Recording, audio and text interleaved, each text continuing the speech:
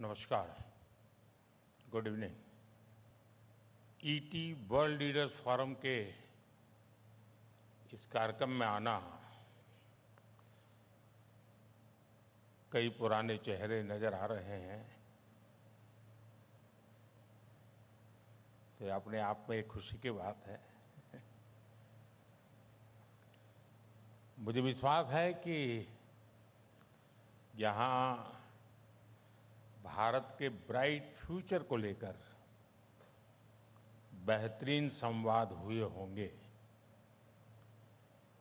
और ये संवाद तब हुए जब भारत को लेकर पूरा विश्व एक विश्वास से भरा हुआ है। फ्रेंड्स, भारत आज एक अलग ही सक्सेस स्टोरी लिख रहा है। भारत में हमने रिफॉर्म्स का असर अपनी इकोनॉमी की परफॉर्मेंस में देखा है। यहां तक कि भारत ने कई बार प्रिडिक्शन से भी और अपने पीयर से भी बेटर परफॉर्म किया है। जैसे पिछले 10 सालों में ग्लोबल इकोनॉमी 35% बढ़ी है, लेकिन इन्हीं 10 सालों में हमारी इकोनॉमी करीब करीब 90% बढ़ी है।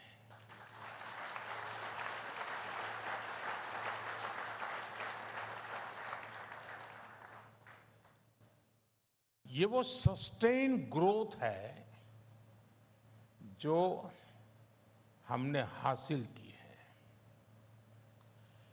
ये वो सस्टेन ग्रोथ है जिसका हम वादा करते हैं और ये वो सस्टेन ग्रोथ है जो आगे भी जारी रहेगा।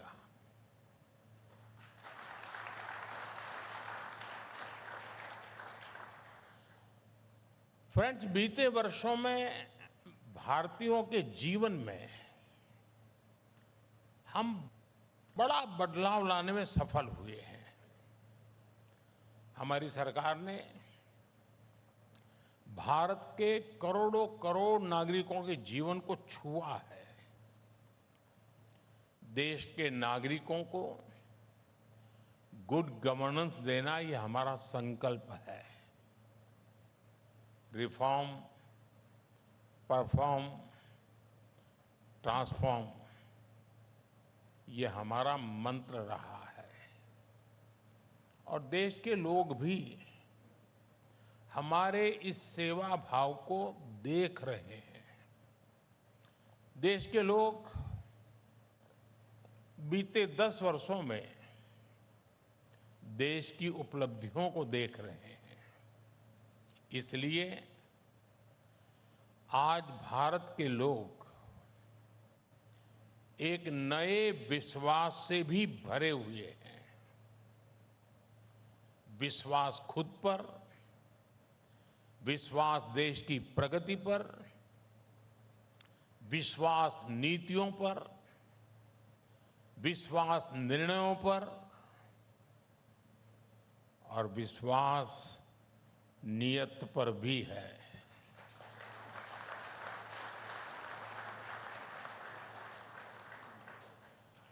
आप दुनिया के दूसरे देशों की स्थितियां देखिए।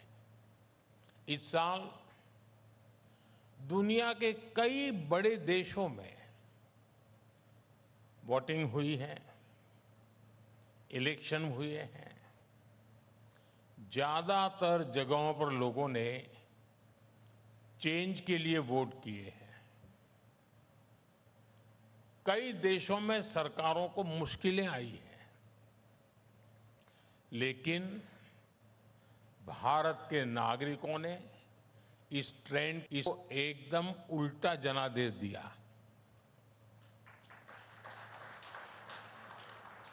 भारत के वोटर्स ने 60 साल बाद किसी सरकार की हैट्रिक लगवाई है।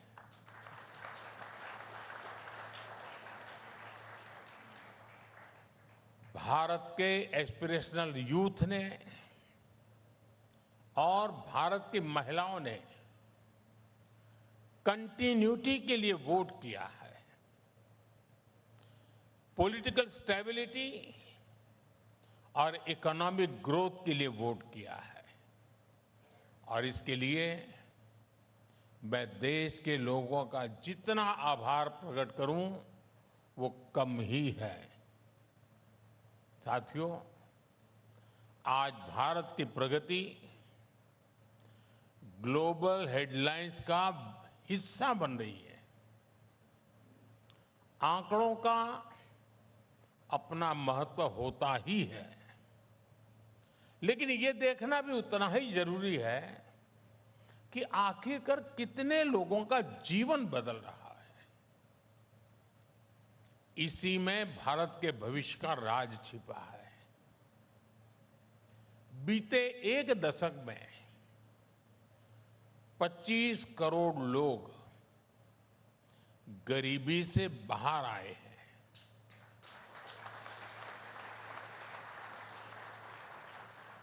और ये लोग सिर्फ गरीबी से बाहर आए इतना ही नहीं है, उन्होंने एक नियो मिडिल क्लास का निर्माण किया है। ये स्पीड और स्केल हिस्टोरिक है। दुनिया की किसी भी डेमोक्रेटिक सोसाइटी में ऐसा पहले कभी नहीं हुआ। ये भारत में इसलिए हुआ क्योंकि हमने गरीबों के प्रति गवर्नमेंट की अप्रोच बदली। गरीबों में भी एस्पिरेशंस तो थी ही। फाइटिंग स्पिरिट तो हमसे भी ज्यादा होती है, लेकिन उनके रास्ते में बहुत सी बाधाएं भी थी। जैसे उनके पास बैंक अकाउंट नहीं थे, बेसिक सुविधाएं नहीं थी। और ऐसी स्थितियों में हमने गरीबों को एम्पावर करने का रास्ता चुना। हमने उनके रास्ते से बाधाएं हटाई और हम कंधे से कंधा मिलाकर के उनके साथ खड़े हुए। और देखिए कितना कुछ बदल गया। जिन लोगों के पास दशकों तक बैंक अकाउंट नहीं थे, वो आज अपने अकाउंट से डिजिटल ट्रांजैक्शन कर रहे हैं।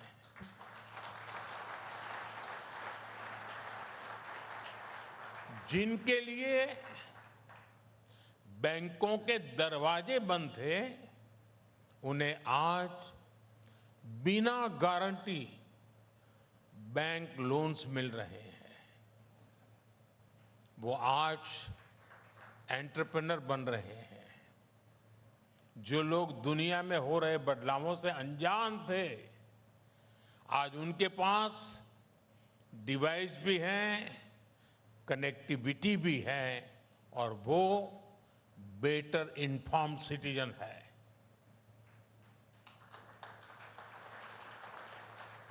जो गरीबी के संघर्ष से बाहर निकल रहे हैं, उनके भीतर तरक्की की भूख है।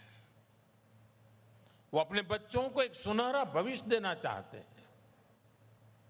उनकी एस्पिरेशंस नए इंफ्रास्ट्रक्चर का निर्माण कर रही है। उनकी क्रिएटिविटी इनोवेशन का रास्ता बना रही है। उनकी स्किल से इंडस्ट्री का रुख बन रहा है और उनकी नीड से मार्केट की दिशा बन रही है। उनकी इनकम ग्रोथ मार्केट में डिमांड को बढ़ावा दे रही है। भारत का ये नियो मिडिल क्लास देश की प्रगति की सबसे बड़ी शक्ति साबित हो रहा है। साथियों, जब चुनाव के नतीजे आए थे तो मैंने कहा था कि थर्ड टर्म में हमारी सरकार 3 गुना तेजी से काम करेगी।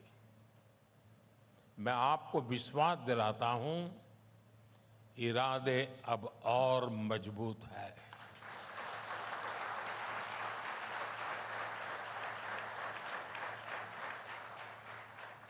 और हर देशवासी की तरह सरकार भी पूरी तरह से आशा और विश्वास से भरी हुई है। अभी थर्ड टर्म की सरकार बने 100 दिन भी पूरे नहीं हुए हैं। हम फिजिकल इंफ्रास्ट्रक्चर को आधुनिक बनाने में जुटे हैं। हम सोशल इंफ्रास्ट्रक्चर का विस्तार कर रहे हैं। हम रिफॉर्म्स में भी निरंतर आगे बढ़ रहे हैं। बीते 3 महीनों में हमने गरीबों के लिए, किसानों, नौजवानों, महिलाओं के लिए एक के बाद एक बड़े फैसले लिए हैं। हमने गरीबों के लिए 3 करोड़ नए घरों को स्वीकृति दी। हमने यूनिफाइड पेंशन स्कीम की घोषणा की। 1 लाख करोड़ रुपए के एग्रीकल्चर इंफ्रा फंड के लिए विस्तार का उसका फैसला हुआ। बेहतर क्वालिटी के बीजों की 100 से अधिक वैरायटी जारी की। 2 लाख करोड़ रुपए के पीएम पैकेज की घोषणा हुई, जिसका सीधा फायदा 4 करोड़ से ज्यादा युवाओं को मिलेगा। और 100 दिन के भीतर ही देश में 11 लाख ग्रामीण बैकग्राउंड की सामान्य परिवार की 11 लाख नई लखपति दीदी बनी है। ये महिलाओं के आर्थिक सशक्तिकरण का बहुत बड़ा काम हुआ है। साथियों, कल मैं महाराष्ट्र के पालघर में था। वहां 75,000 करोड़ रुपए से अधिक के इन्वेस्टमेंट से वाढवण पोर्ट का शिलान्यास किया गया है।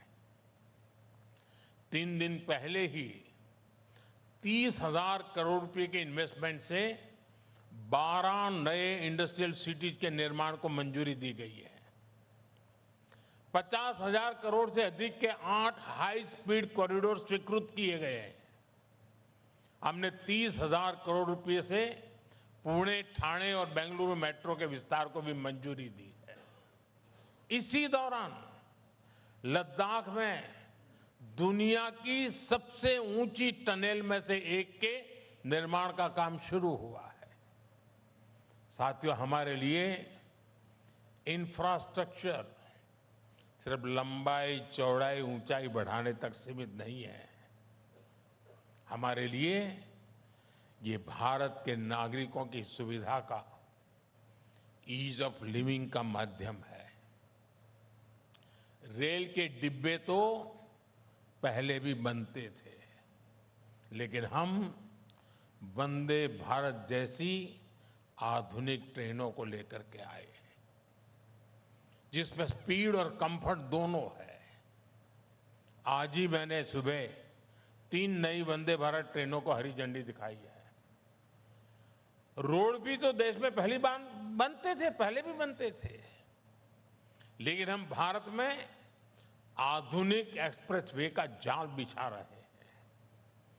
एयरपोर्ट भी हमारे यहां पहले से थे, लेकिन हम भारत के टियर 2, टियर 3 सिटीज को एयर कनेक्टिविटी से जोड़ रहे हैं। हम पीएम गति शक्ति नेशनल मास्टर प्लान लेकर आए हैं। लक्ष्य यही है कि देश की सरकारें अलग अलग डिपार्टमेंट साइलोज में काम करने के कल्चर से बाहर आए। इन सारे प्रयासों से बहुत बड़ी संख्या में एम्प्लॉयमेंट जनरेट हो रहा है। इसका बहुत बड़ा फायदा हमारी इकोनॉमी को हो रहा है। हमारी इंडस्ट्री को हो रहा है। फ्रेंड, 21वीं सदी का ये तीसरा दशक भारत के लिए लिफ्ट ऑफ डेकेड जैसा है। ये कैसे होगा? इसका फायदा किसको होगा? इसको करने वाले भी हम सभी हैं और इसका फायदा भी सभी को होगा, पूरे देश को होगा।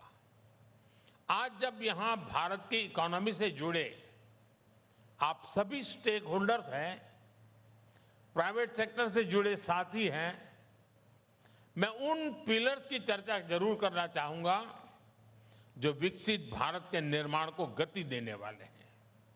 और ये पिलर्स सिर्फ भारत की प्रॉस्पेरिटी के पिलर्स नहीं है, ये ग्लोबल प्रॉस्पेरिटी के भी पिलर्स हैं। आज भारत में चारों तरफ अवसर बढ़ रहे हैं। सरकार हर प्रयास को प्रोत्साहित कर रही है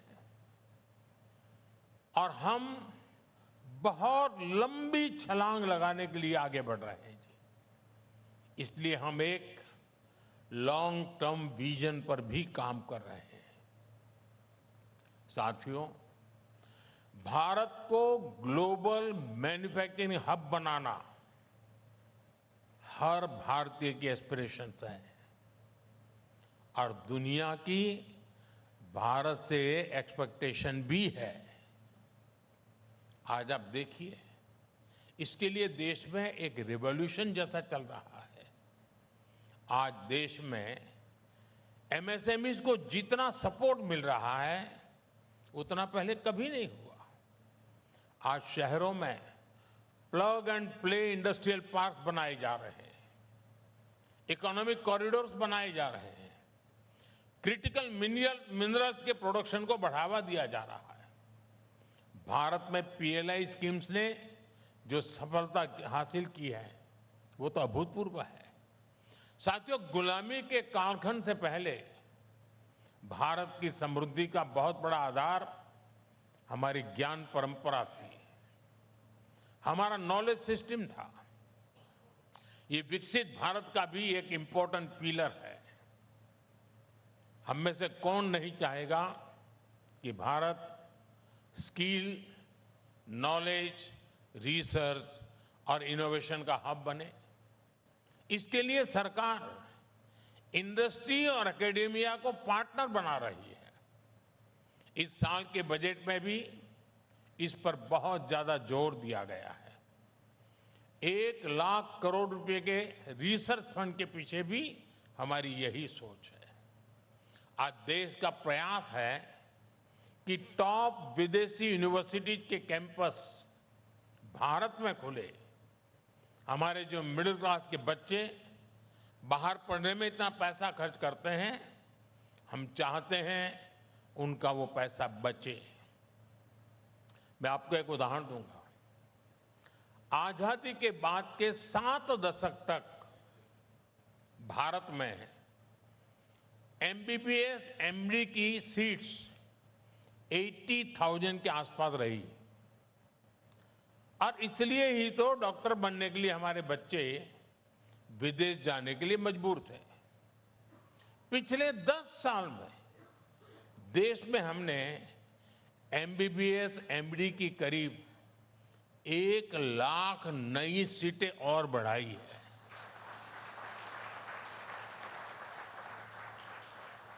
आज देश में एमबीबीएस, एमडी की 1,80,000 से ज्यादा सीटें हो गई है। और मैंने इस बार अभी 15 अगस्त को लाल किले से ऐलान किया है, अगले 5 साल में भारत में मेडिकल लाइन में 75,000 नई सीटें और जोड़ी जाएगी। वो दिन दूर नहीं जब भारत दुनिया में हेल्थ एंड वेलनेस का बहुत बड़ा अहम सेंटर बनेगा।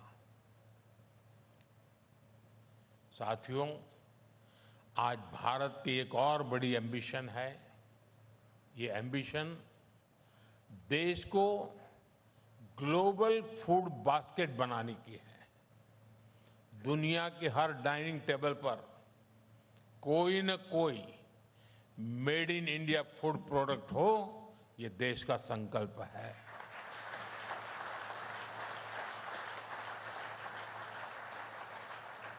इस संकल्प की सिद्धि के लिए हम कई सारे काम एक साथ कर रहे हैं। आज ऑर्गेनिक फार्मिंग, नेचुरल फार्मिंग पर जोर दिया जा रहा है। हमारे डेयरी प्रोडक्ट्स, हमारे सी फूड, इनकी क्वालिटी पर जोर है। आपने देखा है, पिछले साल पूरे विश्व ने इंटरनेशनल मिलेट ईयर मनाया। किसकी पहल पर? भारत की पहल पर हुआ। दुनिया में मिलेट्स का सबसे बड़ा प्रोड्यूसर कौन है? हिंदुस्तान है। और ये मिलेट्स सुपर फूड है। ये प्रकृति के लिए भी अच्छे हैं, प्रगति के लिए भी अच्छे हैं। मुझे खुशी है कि आज भारत दुनिया के टॉप फूड ब्रांड्स में जगह बना रहा है। साथियों, विकसित भारत का एक और मजबूत पिलर ग्रीन एनर्जी का सेक्टर होने वाला है।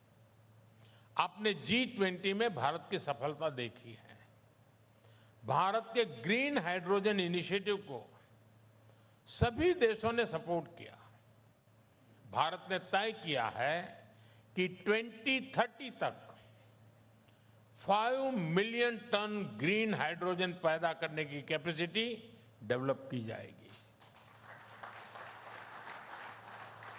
भारत का लक्ष्य 2030 तक 500 गीगावाट रिन्यूएबल एनर्जी जनरेट करने का है। साथियों, बीते वर्षों में टेक्नोलॉजी ने हमारे ग्रोथ को गति दी है। अब टेक्नोलॉजी के साथ साथ टूरिज्म भी भारत की ग्रोथ का एक स्ट्रांग पिलर बनेगा।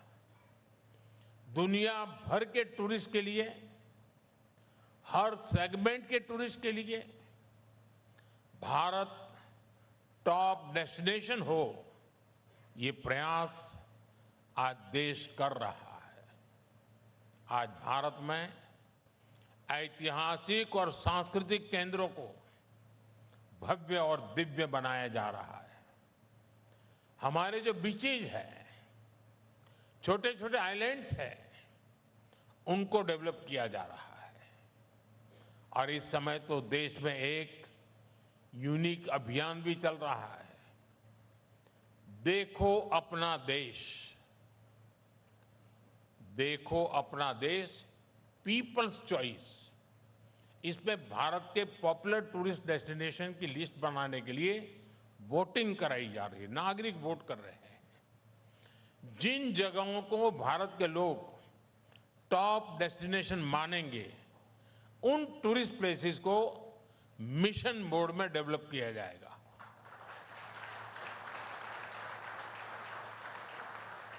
और इससे भी बड़ी संख्या में एम्प्लॉयमेंट जनरेट होगा। साथियों, आज हमारा देश परिवर्तन में सबकी भागीदारी पर जोर दे रहा है। G20 की प्रेसिडेंसी के दौरान हमने अपने अफ्रीकन फ्रेंड्स को सशक्त करने में मदद की। हमने ग्लोबल साउथ की आवाज उठाई। अब हम एक ऐसा वर्ल्ड ऑर्डर चाहते हैं जो सभी देशों, खासकर ग्लोबल साउथ का इंक्लूसिव डेवलपमेंट इंश्योर करे। आने वाले समय में ग्लोबल साउथ के देशों के पास विश्व की सबसे बड़ी संभावनाएं होगी। पूरी ह्यूमैनिटी का एक बड़ा हिस्सा इन देशों में बसता है और भारत विश्व बंधु की भावना से इन देशों की आवाज बन रहा है। साथियों, आज की दुनिया डायनेमिक है, इसलिए हमारी सरकार की नीतियां और रणनीतियां भी डायनेमिक है। हर जरूरत के हिसाब से हम हर जरूरी कदम उठा रहे हैं। हम अपनी पॉलिसी बीते कल के आधार पर नहीं, बल्कि आने वाले कल को देखते हुए बना रहे हैं। हमारा फोकस फ्यूचर पर है। हम आने वाले कल की चुनौतियों और अवसरों के लिए देश को आज तैयार कर रहे हैं। ग्रीन हाइड्रोजन मिशन हो, क्वांटम मिशन हो, सेमीकंडक्टर मिशन हो, डीप ओशन मिशन हो, इन पर भारत अभी काम कर रहा है। अभी आपने देखा है, सरकार ने स्पेस टेक्नोलॉजी को बढ़ावा देने के लिए 1000 करोड़ के फंड की घोषणा की है। आज का भारत अवसरों की धरती है। हमारा विश्वास है, भारत का फ्यूचर इससे कहीं बेहतर होने वाला है। साथियों, हमने भारत को 2047 तक विकसित भारत बनाने का संकल्प लिया है।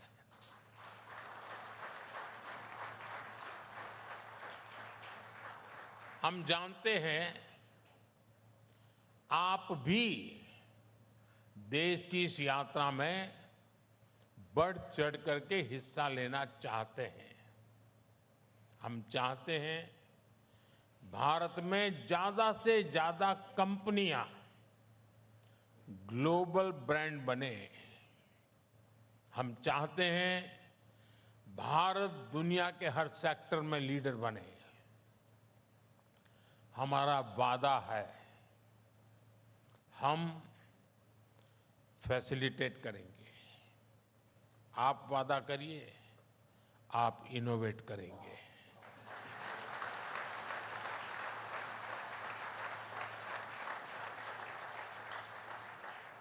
हमारा वादा है, हम रिफॉर्म करेंगे। आप वादा करिए, आप परफॉर्म करेंगे।